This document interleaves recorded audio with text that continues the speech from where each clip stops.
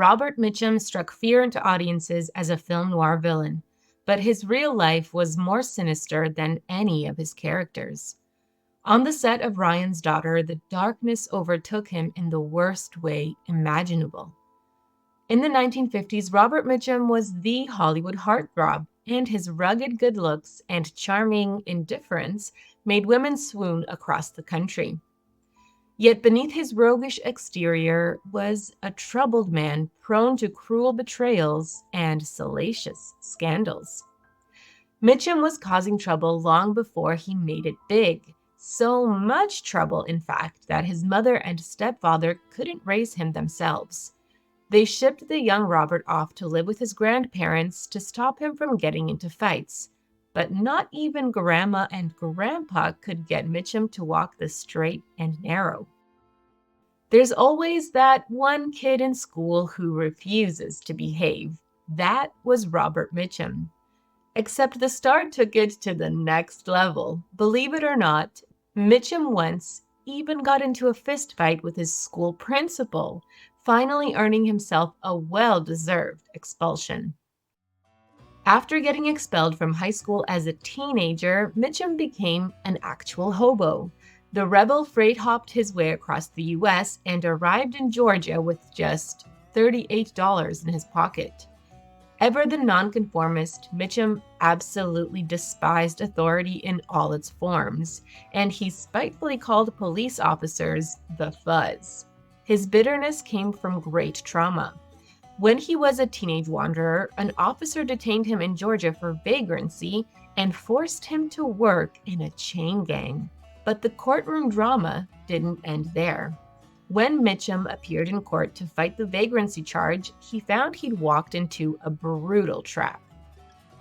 The officers had also charged him with a burglary that had happened on Wednesday night.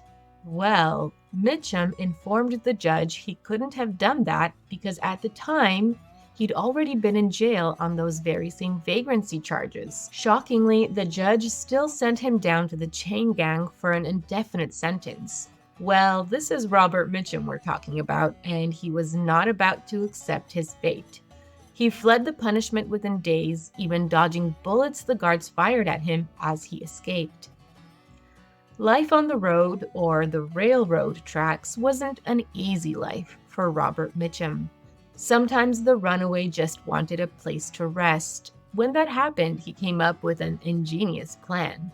When he desperately needed a warm place to sleep, Mitchum would turn himself into the authorities and ask for a cell just to get some much-needed shut-eye. Looking for work, Mitchum somehow landed on Hollywood Actor and actually managed to succeed. His breakout role was a soldier in the story of G.I. Joe, yet he got precious little time to enjoy his fame. He was drafted just after filming wrapped. One thing was certain, Mitchum definitely preferred playing a soldier to actually being one. Once drafted, Mitchum took up duties as a medic in Fort MacArthur, California. Sure, that's better than going off to the front lines, but it doesn't mean Mitchum got up easy. The Hollywood hunk checked new recruits for venereal diseases before they were deployed. Not exactly the most glamorous job. Despite being a handsome Hollywood star, Mitchum was a one-woman kind of guy. Sort of. Mitchum met Dorothy Spence when they were just teenagers. The two got married in 1940, shortly before Mitchum's acting career took off, and stayed married until Mitchum's passing in 1997. That's 57 years of marital bliss. Or was it? Mitchum was practically addicted to Dorothy and proposed to her soon after they started dating. His proposal was legendarily bad. Mitchum recalled, "I took one look at her and said, 'This is it. I'll be back for you. Stick with me, kid, and you'll be farting through silk.'" Okay, very romantic. There was, however, something quite shocking about their marriage, and it had to do with Dorothy's romantic history. Siblings share a lot. They share parents, they might share a room while they're young, they often share clothes as hand-me-downs. And while sharing is caring, there are some things that siblings probably shouldn't share, like girlfriends. Before marrying Robert Mitchum, Dorothy Spence actually dated his brother, John. Talk about awkward family dinners. After the war, Mitchum returned to Hollywood to restart his budding acting career. One of Mitchum's most famous roles was in the film noir classic The Night of the Hunter, where he played an evil convict posing as a preacher. Mitchum was desperate for the part, and he nailed the audition. When director Charles Laughton met with the actor, he said he was looking for someone diabolical, to which Mitchum answered, "Present." On September 1st, 1948, Mitchum experienced his first Hollywood scandal. That night, the authorities set up a sting operation to catch a bunch of Hollywood partygoers. Almost everyone but Mitchum got the memo and scrammed, so the officers gladly booked the straggler for possession.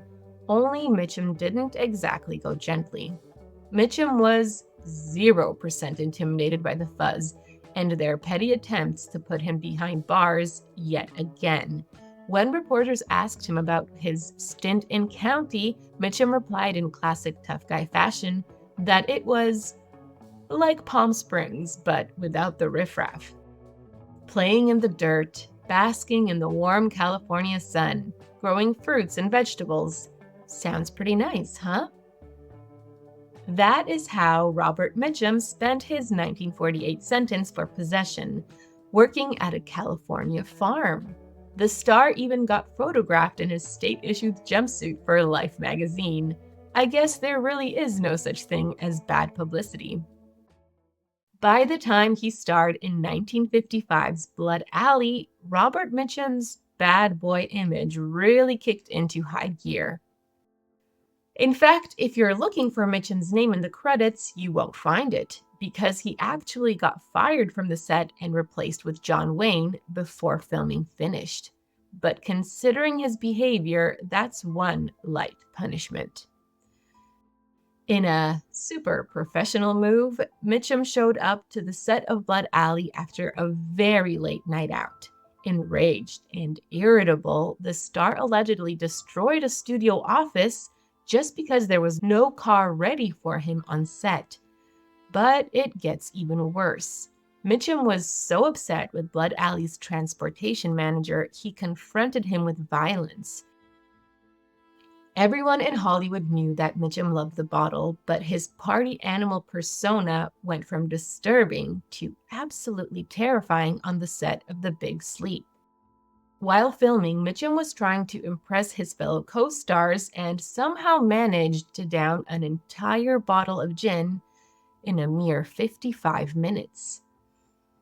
Another insane on-set story about Mitchum comes from actor Jack Hawkins, who worked with Mitchum on the 1963 film Rampage. According to Hawkins' autobiography, there was an entirely different kind of rampage going on during filming. Hawkins claimed that Mitchum would drink 49 glasses of rum before dinner while on set. After 49 glasses of anything, I don't think I could eat a bite. But did his crazy lifestyle finally catch up to him? In a way, as you will see. Legendary actress Katharine Hepburn didn't suffer fools, and she definitely didn't suffer Robert Mitchum. While on set, she once got annoyed at his lackadaisical efforts and yelled, "You can't act.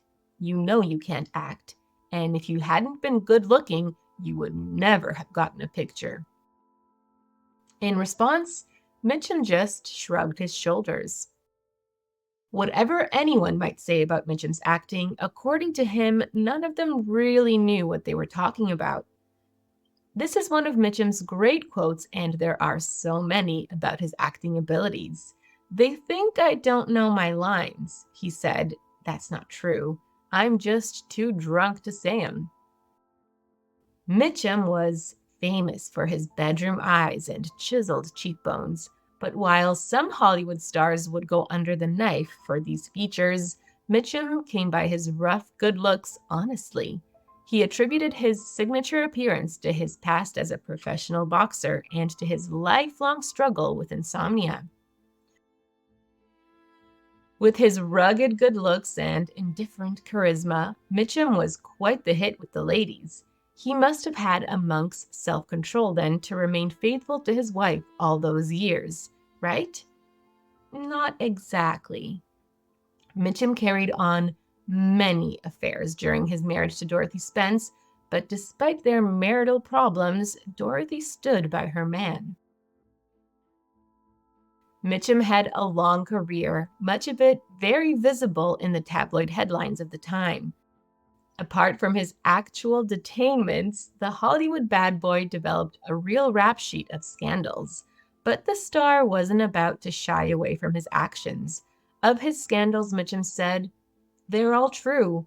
Booze, brawls, broads, all true." It doesn't seem like his bad reputation got to him, more like he embraced it. For all his tough guy image, Mitchum was a surprisingly sensitive man. He frequently wrote poetry, and during his early years train hopping, he confessed he often cried himself to sleep, thinking about how worried his mother must have been about him.